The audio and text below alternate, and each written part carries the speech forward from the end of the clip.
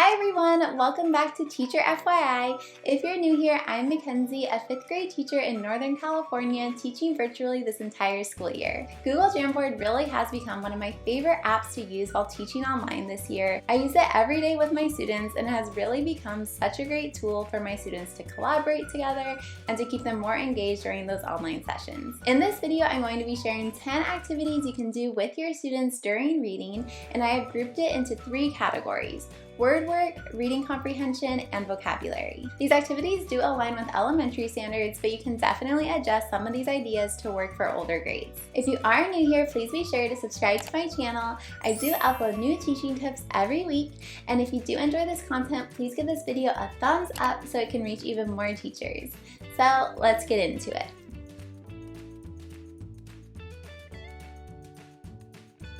Before I get started, I do want to say that for all of these activities, I do have my students work on the Jamboard with editing access so they can actually interact with that Jamboard. To do this, I will make sure I go up to the top, click share, and enable anyone with the link to have editing access to the Jamboard. Then I can share that link with my students and they'll actually be able to interact on the Jamboard during these activities. Jamboard is such a great tool to create simple drag and drop activities for your students. I know in the classroom I really like to use word work activities as centers during reading, and you can create very similar activities using Jamboard. The first activity is making words.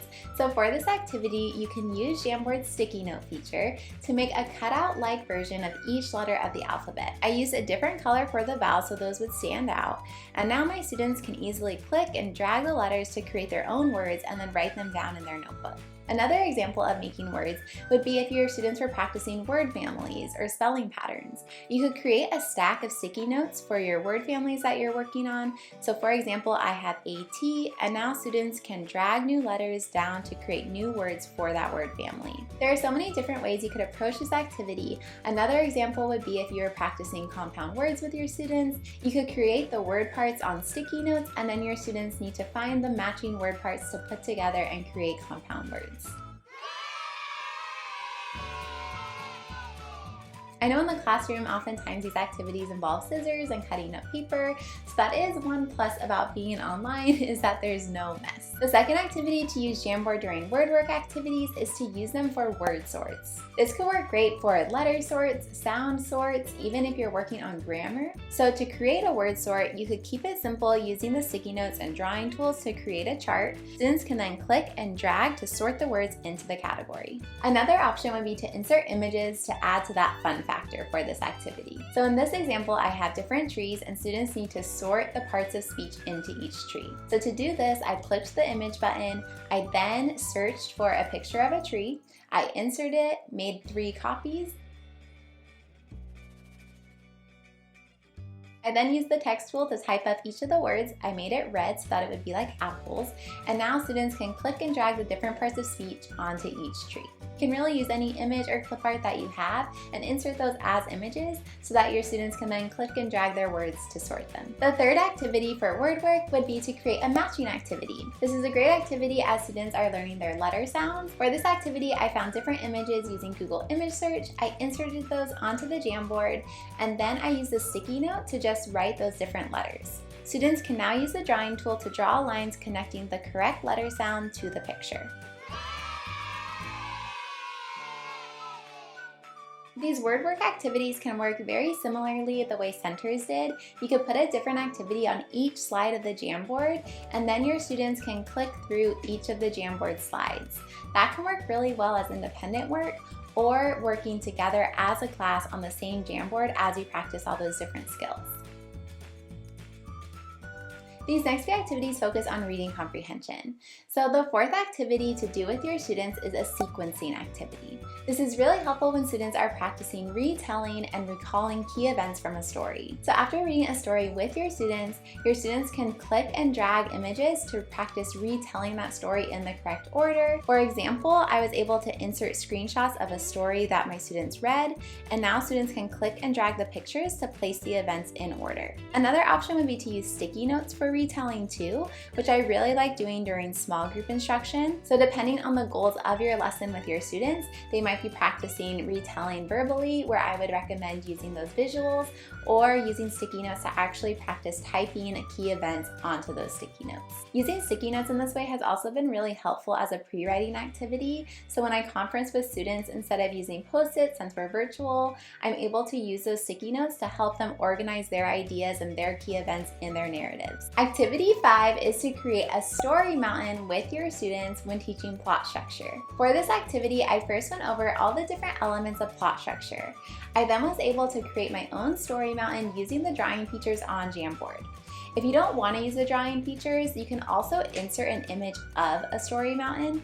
You could create a template on Google Slides, or if you have another picture, you can insert that as a background, and then that will actually be locked in place so students won't be able to move the story mountain. After I created that story mountain, I was able to make multiple copies so that there would be one for each group to work on in breakout rooms. Then students needed to work together in their groups to identify all those different plot elements that we went over. In this example, some groups used sticky notes, some were able to use text boxes to add in all those different plot elements. This would also work really well as a pre-writing activity because it really familiarizes your students with that plot structure, and then they could use that story mountain as a brainstorm to plan out their own adventure story. My students really enjoyed using that story mountain structure, being able to work in groups together in their breakout rooms, and it was a really good way for me to check for understanding. The 6th activity is one of my favorite ways to use Jamboard, and that is for annotations. This just got even better with Jamboard's new ability to set images as backgrounds.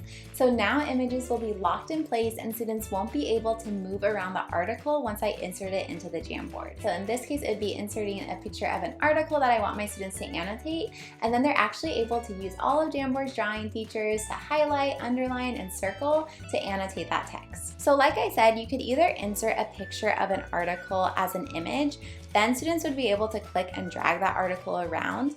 The other way would be to set it as the background. So you could take a screenshot of the article that you're using, because it does need to be an image to insert it, and then go up to the top where it says set background. Now you're going to upload that article picture into the Jamboard. Now it's locked in place and students won't be able to move it. So in this example, you could have students add sticky notes, use the drawing tool to highlight or underline key details. They could also use the shape tool to circle important words. To do this, you'd want to make sure that they use a transparent circle to circle the words, and then they could use context clues to write a definition on a sticky note.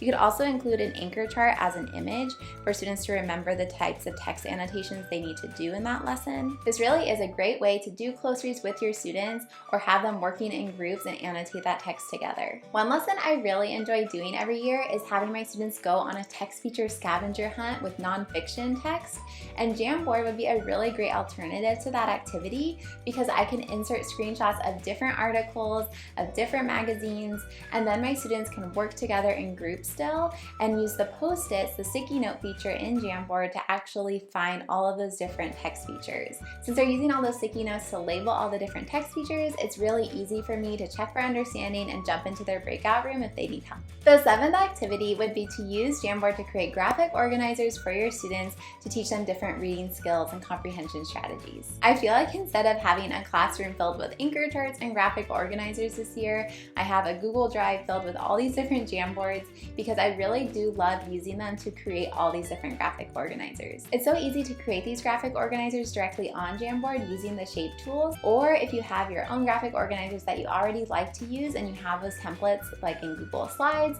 then you can also insert those as background images. This is an example of how I could create a circle map or a bubble map using those shape tools. So I'll just go and click the circle, and then I can easily create different shapes to create a bubble map, maybe if I'm working on character traits, or I could create a Venn diagram if I was working on compare and contrast. I could use the rectangles to create a cause and effect chart.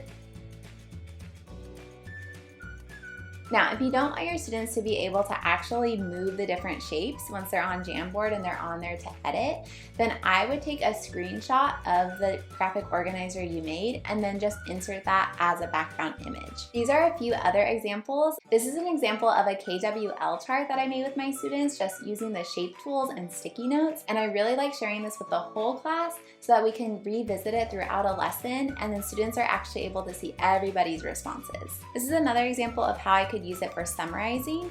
So I like to use the somebody wanted but so then strategy, and students can add their sticky notes and practice summarizing that way. Like I said before, I really like making multiple copies of each Jamboard slide so students can actually work together in those breakout rooms. This is such a great way to get our students talking and having those discussions about characters and the text that we're reading in class. Really, any anchor chart or graphic organizer that you like to use with your students, you can put into Jamboard, which makes it just a friendly way for your students to add on to that graphic organizer. The 8th way to use Jamboard to strengthen your students' reading comprehension is to use it during interactive read-alouds. While reading with my students, I like to share a Jamboard that either has pre-made questions that I have them do as a stop and jot activity. So as I'm reading to them, I will tell them to stop and jot, or they have to answer that question as I stop and pause in my read aloud. Or if I'm modeling a specific reading skill, then that is what they are posting onto that Jamboard. For example, if I was modeling the reading skill asking questions,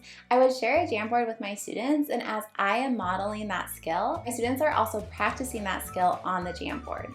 So by the end of that read aloud, they should have their own post-its asking questions, and they're sharing those with the entire class so everyone can see each other's responses and I can check their understanding too. It's a great way for students to practice writing those meaningful post-its as they're reading, making connections, predictions, asking questions. This is a great way to track your students' thinking during those read alouds and on those Zoom calls, and by seeing all of their classmates' responses, they're also learning from each other.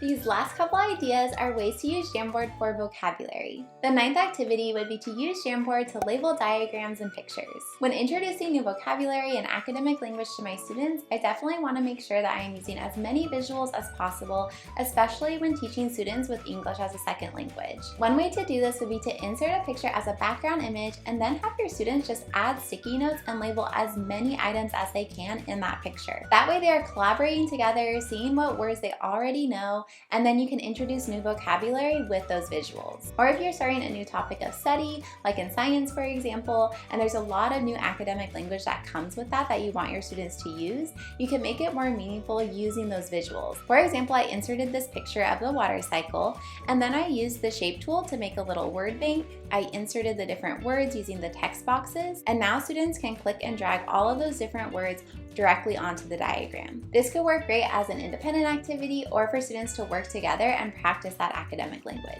The 10th activity is to create vocabulary slides with your students.